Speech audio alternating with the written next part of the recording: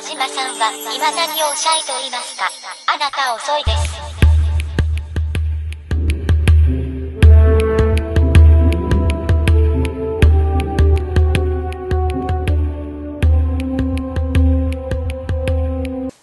Our next movie is Hector and the Search for Happiness. This film is based upon several books written by a psychologist in England who actually sought out and searched for happiness, and he reflected that in the characters of his novels.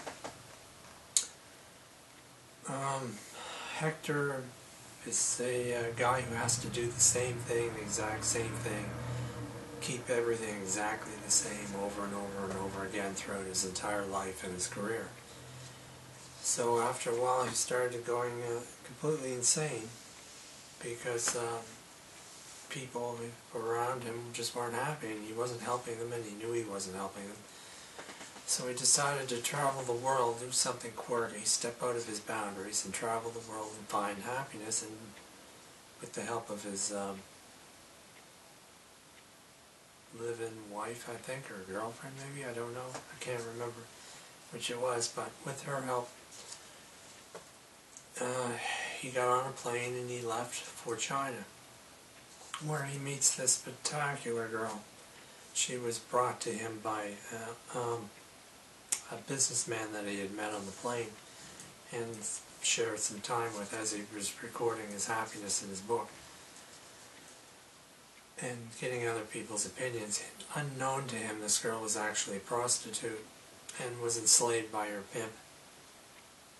Whenever you're out anywhere and somebody comes up to you, if you're a guy, and she tells you she's a student, that is exactly what a prostitute will say in their lead up, that they're students and they're working for their education, whatever.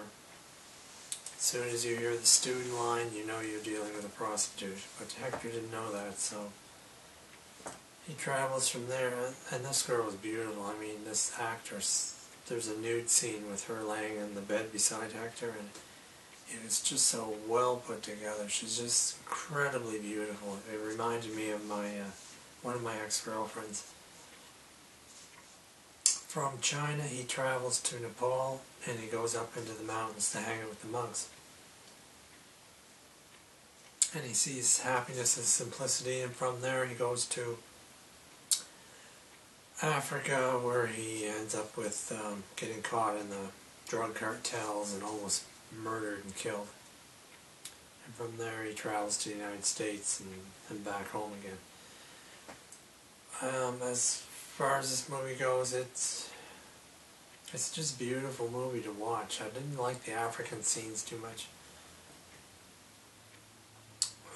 But, you know, Africa is a huge mess right now. I don't see it getting any better in the future, and I think it was portrayed quite well in this movie. If you're interested in an adventure film, this might help you. It is quirky. The audience surprised me. I was expecting a lot of older people, but it wasn't. It was kind of like a nice mix. As far as recommending it goes, maybe as a conversation piece.